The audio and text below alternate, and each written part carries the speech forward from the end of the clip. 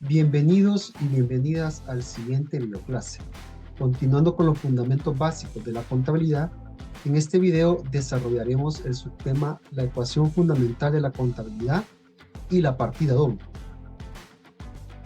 Para este videoclase, la agenda a desarrollar será la siguiente: conceptos y elementos básicos de la contabilidad financiera, definición de activos, pasivos y patrimonio, ecuación fundamental del patrimonio, definición de cuenta, reglas del cargo y abono, principio de dualidad y el método de la partida doble, ejemplos de cargo y abono. Iniciemos con nuestra agenda. Abordemos el primer punto, conceptos y elementos básicos de la contabilidad financiera. En esta sección definiremos los conceptos básicos de la contabilidad financiera. Según Montano y Moreno, 2017, la importancia principal de la contabilidad financiera es la comunicación de la información relativa al impacto de las actividades financieras realizadas por una actividad económica. La contabilidad financiera busca registrar y contabilizar los ingresos y egresos que se combinan en una organización.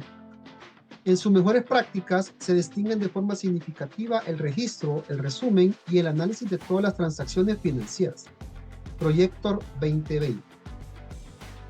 La contabilidad financiera tiene usos comunes y especiales. El énfasis en la información financiera de uso común se fundamenta en que un número significativo de usuarios necesita información similar o parecida. El uso especial incluye informes financieros preparados para obtener financiamientos, informes especiales a la administración y presentación de información a las diferentes instituciones estatales. La información preparada que sirve para usos específicos no puede esperarse que sirva para satisfacer las necesidades particulares de otros usuarios. Entre los usos que posee la contabilidad financiera se puede mencionar los siguientes: establecer un control contable riguroso sobre cada uno de los recursos económicos y las obligaciones económicas del negocio. La acumulación en forma clara y precisa de todas las transacciones de carácter económico efectuadas por la empresa durante un determinado ejercicio fiscal. Proporcionar en cualquier época una imagen clara y verídica histórica de la situación financiera y situación económica que guarda el negocio. Servir como justificante y fuente de información ante terceras personas de todos aquellos actos de carácter jurídico en que la contabilidad financiera tiene fuerza probatoria conforme a lo establecido en el marco legal. Desarrollemos ahora el segundo tema: definición de activo, pasivo y patrimonio. Procedamos con el segundo tema. Como ya aprendimos, la contabilidad determina y evalúa 5 grandes cuentas: activos, pasivos, patrimonio, ingresos y gastos sobre las transacciones comerciales y así ejercer un control sobre ellas. Por simple inspección podemos tener una definición de ingresos y gastos, aunque más adelante ampliaremos el concepto de gastos. Pero probablemente para alguien que inicia en el mundo contable, el concepto de activo, pasivo y patrimonio puede ser algo nuevo. En la figura podemos tener el activo como una estructura económica, es decir, todos aquellos recursos que se utilizan para generar ingresos. Y en la parte del pasivo y patrimonio tenemos una estructura financiera, es decir, buscar los diferentes financiamientos, ya sea con fondos propios o ajenos. En el caso de los fondos ajenos podemos expresar el pasivo y en el caso de los fondos propios podemos expresar al patrimonio neto. Iniciemos definiendo el concepto de activo. Según Alcarria J. 2009, los activos son aquel conjunto de bienes, derechos y otros recursos controlados económicamente por las empresas con los que están desarrollando sus actividades económicas, es decir, son aquellos recursos tangibles o intangibles que ayudan a la empresa a generar ingresos. Provienen de transacciones o acontecimientos pasados y pueden ser propiedad de la empresa o simplemente ser controlados por la misma. Además, se requieren que tengan la capacidad de producir futuros ingresos. El punto principal de definir con los activos es que estos deben generar ingresos para la empresa, o en todo caso, las utilidades por medio de los recursos adquiridos durante su trayectoria económica. Los activos pueden ser del tipo corriente y no corriente. La principal característica es el tiempo de volverlos en efectivo. Los activos corrientes son aquellos activos que pueden tener una liquidez o convertirse en dinero en un corto plazo, en un periodo no mayor a un año. Ejemplo de esto, los inventarios. Los inventarios se producen o se adquieren para poder ser comercializados lo más pronto posible En cambio, el no corriente tiene una duración más larga y la liquidez de estos son periodos mayores a un año. Por ejemplo, edificios, maquinarias, terrenos y la mayoría de veces el desecho de estos recursos viene dado por su vida útil o por el desgaste excesivo. En la tabla número 1 podemos encontrar ejemplos de los tipos de activos. Activos no corrientes, como ya lo mencionamos, propiedad industrial como maquinaria, aplicaciones informáticas. Acá podemos ver dos tipos de clasificación. Las aplicaciones informáticas pueden ser de tipo intangible y terrenos, maquinaria, edificios, etcétera, puede ser de tipo tangible. Estos son activos no corrientes. Muy pocas veces se desharán de estos activos. Como lo mencionaba, puede ser ya por desgaste o por haber cumplido su vida útil. Los activos corrientes, mercaderías comerciales o inventarios, otros aprovisionamientos, cuentas por cobrar, etcétera, etcétera. Todos estos activos se espera que se vuelvan efectivo o generen flujo de efectivo en un periodo no mayor a un año. En cambio, los pasivos son obligaciones actuales, deudas en que la empresa incurre en el ejercicio de su actividad.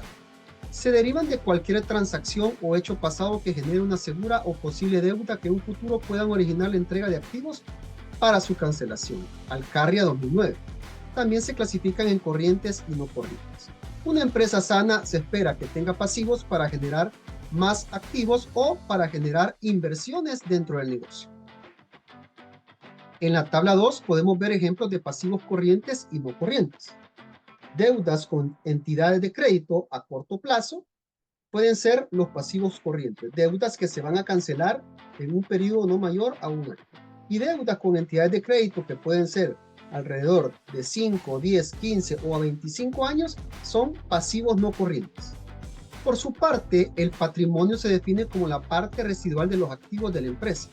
Una vez deducidos sus pasivos, es decir, es la diferencia entre el valor de sus activos y sus pasivos, incluye las aportaciones realizadas por los propietarios en el momento de creación de la empresa, o momentos posteriores, así como los resultados acumulados y otras variaciones que le afecten. Alcarria 2009.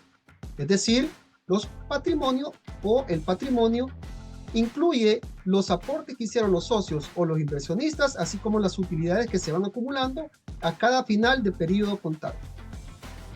En la tabla número 3 tenemos ejemplos de patrimonio. Patrimonio neto, fondos propios, capital social, reservas legales, que también se cubre una normativa legal, ajustes por cambio de valor, etcétera, etcétera. Otro fundamento primordial de la contabilidad es comprender la ecuación fundamental de la contabilidad, que será nuestro tercer tema del video. Alcarria J. 2009 menciona que en toda entidad contable se cumple que la suma del valor de sus bienes y derechos activos es igual a la suma de los pasivos y del patrimonio neto. Es así como surge la ecuación fundamental del patrimonio. En la ecuación número 1 podemos ver de una manera expresada de manera de ecuación lo que menciona el autor. Activos es igual a pasivos más patrimonio neto, donde podemos hacer un análisis de la ecuación. Los pasivos pueden generar ingresos de una manera financiada, al igual que el patrimonio, solamente que el patrimonio genera ingresos de manera propia, para poder adquirir activos que en su momento generará recursos que nos darán las utilidades necesarias para permanecer dentro de un negocio. Una vez definimos los conceptos de activo, pasivo, patrimonio y comprendiendo cómo estos se relacionan por medio de la ecuación fundamental del patrimonio, procedemos a definir el concepto de cuenta, el cual es el cuarto tema, definición de cuenta. Una cuenta es el registro donde se anotan ordenadamente las variaciones que pueden ser de aumento o disminución, que producen las operaciones realizadas en los diferentes conceptos de activo, pasivo, patrimonio neto, ingresos y gastos. Montano y Moreno, 2017. Las partes de una cuenta son nombre de la cuenta. Es la forma en que se llamará la cuenta. Por ejemplo, cuentas por cobrar, inventarios, cuentas por pagar, patrimonio. Trazamos una T como sinónimo de poder definir la cuenta. Recuérdense que este trazo de la T es únicamente para fines didácticos. En su momento, al registrar las cuentas, se harán en base al formato del libro diario o el libro mayor. A la izquierda de la cuenta siempre colocaremos el debe. Es decir, todos los valores que conlleven un cargo se realizarán en la parte izquierda de la cuenta. A la derecha colocaremos el haber. De igual forma, todo lo que lleve un abono será realizado en la parte derecha. Como mencionaba, al momento de existir un registro de tal forma que se cargue, se realizará en la parte izquierda y un registro para abono se realizará en la parte derecha. Esta línea perpendicular a la T implica que estamos saldando una cuenta en un periodo X, puede ser mensual o anual. El movimiento deudor es la suma de los cargos de una cuenta. El movimiento acreedor es la suma de los abonos de una cuenta. Y al final puede ser una cuenta saldada del tipo acreedor o del tipo deudor. Para comprender mejor el concepto de la cuenta en la contabilidad, desarrollamos el quinto tema, reglas del cargo y abono. Acá aprenderemos en qué momento se carga y abona un activo, un pasivo o un patrimonio. Procedamos. Montano F. y Moreno C. 2017 definen las siguientes reglas del cargo y abono. Las cuentas de activo empiezan con un cargo o aumentan cargándolas, disminuyen abonándolas y su saldo es deudor, es decir, inician o aumentan en el debe y disminuyen en el abono. En la figura podemos ver que todos los activos, siempre que se inicien o se vayan incrementando, se realizarán en el lado izquierdo de la cuenta, es decir, un cargo. Y cuando exista una disminución, se realizarán en el lado derecho de la cuenta, es decir, un abono. Las cuentas de pasivos son el contrario del activo y empiezan con un abono, aumentan abonándolas, disminuyen cargándolas y su saldo es acreedor. Es decir, inician o aumentan en el haber y disminuyen en el debe. Acá en la figura podemos ver que su inicialización o su incremento será en el lado del abono o el haber, aumento, y en el debe su disminución. En este caso será una deuda del tipo acreedor. El patrimonio se comporta de igual forma con el pasivo. Incrementan o se inicializan en el lado del abono y disminuyen en el lado del abono. Con el sexto tema aprenderemos el principio de dualidad y el método de la partida doble, el cual es fundamental para que todas nuestras cuentas siempre logren encontrarse cuadradas sin variaciones. A la diferencia entre el activo menos el pasivo, teniendo como resultado el patrimonio neto, se le conoce como principio de dualidad. Constituye una de las bases fundamentales del procedimiento de registro contable, es decir, la partida doble.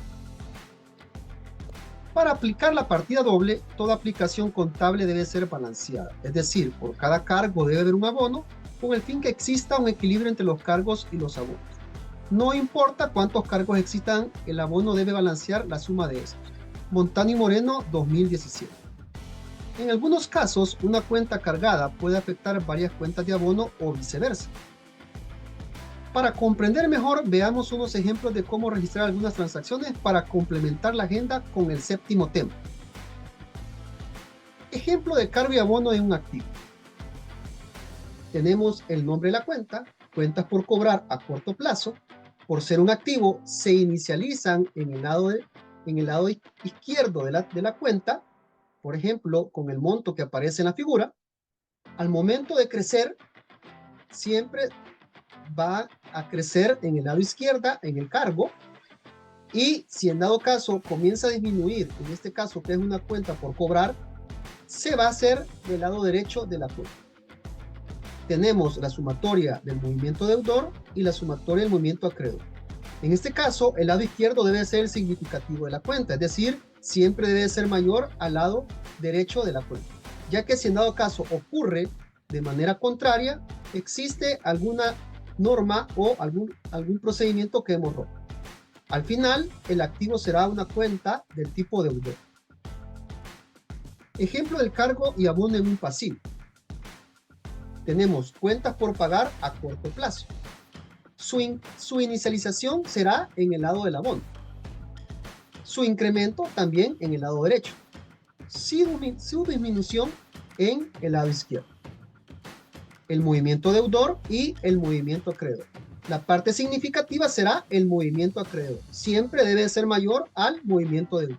En caso sea lo contrario, hemos realizado algún procedimiento incorrecto. El pasivo será una cuenta del tipo acreedor. El patrimonio se comporta de la misma forma. Capital social, inicializa en el lado del abono, incrementa en el lado del abono y disminuye en el lado del cargo. Un movimiento deudor, un movimiento acreedor, donde el movimiento acreedor debe ser significativo al deudor, es decir, mayor al deudor. En dado caso no se cumpla, estamos rompiendo algún reglamento, alguna ley o algún principio. Y será una cuenta del tipo acreedor.